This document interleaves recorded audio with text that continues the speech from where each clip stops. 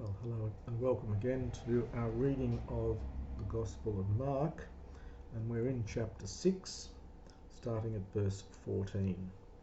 So we get a couple of verses here, 14 to 16, related to Herod's fears about having heard about this fellow Jesus. And King Herod, this of course is Herod Antipas, the son of Herod the Great and Tetrarch of Galilee. So the King Herod heard for an explanatory gar here for his name, that is Jesus' name, egeneto phaneron, was well known. Literally was open, so it was well known. So he heard, and he was saying. They were saying, that is, we're not told who these people are. So some people were saying that Ioannes, John, the one baptizing, so we get a participle here rather than baptistes, we get participle. John, the one baptizing, egegertai, this is the perfect passive from egero. Perfect passive from egero, has been raised, ek nekron, from the dead.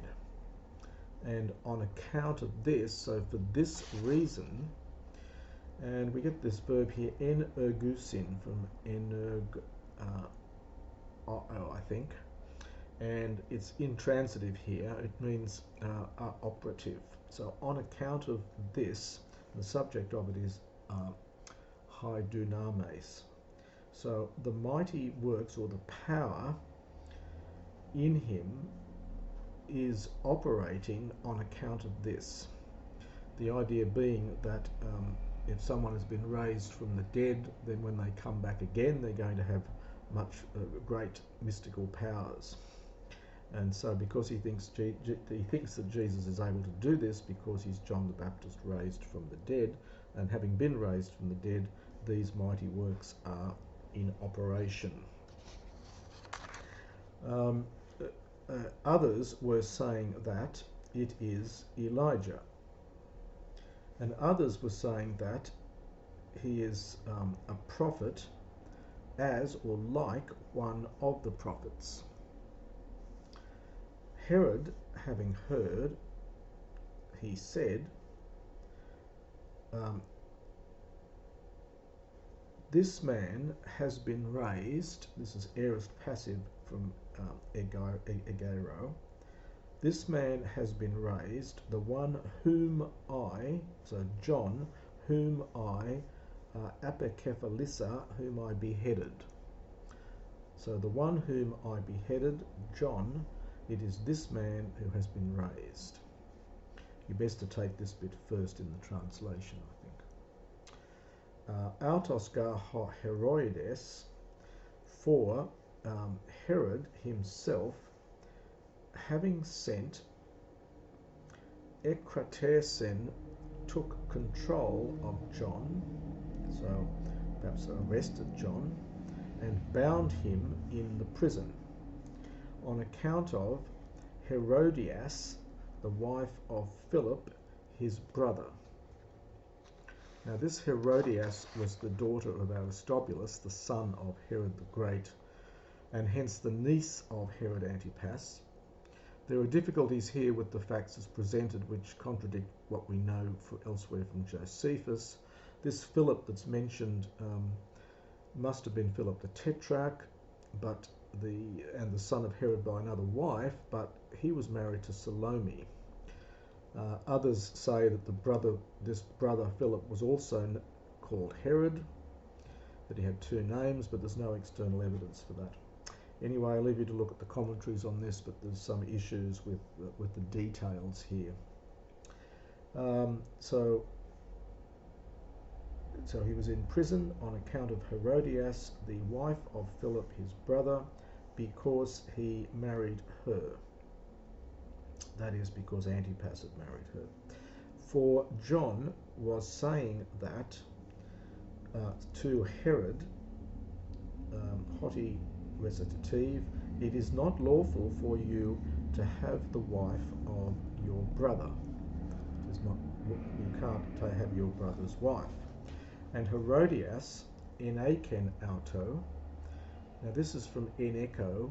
It's a bit of an elliptical expression here. It means to have a grudge against somebody. You have to understand kolon or something, anger. So to have anger in herself against him. So had a grudge. So Herodias had a grudge against him, and she wanted to kill him, but she was not able. So this is the funny augmentation here, but this is the past tense from dunamai. For Herod was frightened of John, knowing him, understand, to be a just man, and, well, a man just and holy. So a holy and just man. And sunetere is to protect here, and he was protecting him. He was keeping guard on him, so protecting him. And we get this funny, the grammar and text here are a little bit difficult. Apore, some texts read epoie. So we'll just translate what's here, but there are textual issues here. So literally, and having heard him, this is Herod having heard John, apore, this is from aporio, he was in doubt, polar adverb muchly, and he heard him sweetly, so he enjoyed listening to him. Other texts read epoie here, he did many things and enjoyed listening to him. It doesn't quite make a great deal of sense, which is why perhaps some later copyists have changed the text here. Anyway, again, you need to look at the commentaries on this point. The day having come, the day which was opportune, so an opportune day came when Herod made a devnon, a dinner, for his birthdays, literally for his birthday. So this is a plural here, for his births, so his birthday.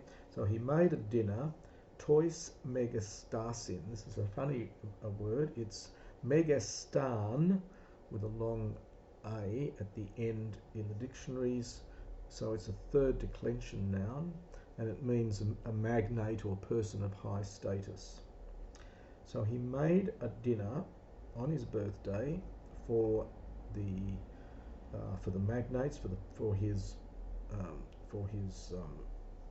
high up dignitaries might be quite good here, for his dignitaries, and for the chiliarchs, those who are in charge of 1,000 men, and to the leading men of Galilee, tois protois, to the leading men of Galilee, literally the first ones. And genitive absolute, Herodias, having come, his daughter, having come in, and oikesamenes, again part of the genitive absolute, she having danced. This is from oikomai. She having danced, she was pleasing to, or perhaps this is impersonal, it was pleasing to to Herod. So when his daughter, the daughter of Herodian, having come in and having danced, it was pleasing to Herod and to those who were reclining with him. And the king said to the Korasion. The Korasion is a young girl. This is a late word. It means a girl of marriageable age, basically. So said to the young girl, ask me whatsoever thing you would want. So it's again that funny use of e'an. Just think of it as an is the easiest. So ask me whatever you want, and I will give it to you. And he swore many things to her. So he swore many offerings to her. So he swore that he would give whatever she wants. Whatsoever thing you might ask of me, Doso I will give to you up to half of my kingdom. And we'll have to stop at that point, and I'll finish that in the next video.